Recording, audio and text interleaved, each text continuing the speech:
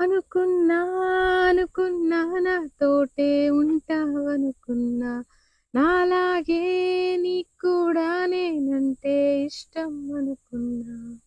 పిలిచానా రమ్మని, కసిరానా పొమ్మని, చివరికి ఆటలో అయిపోయా బొమ్మని.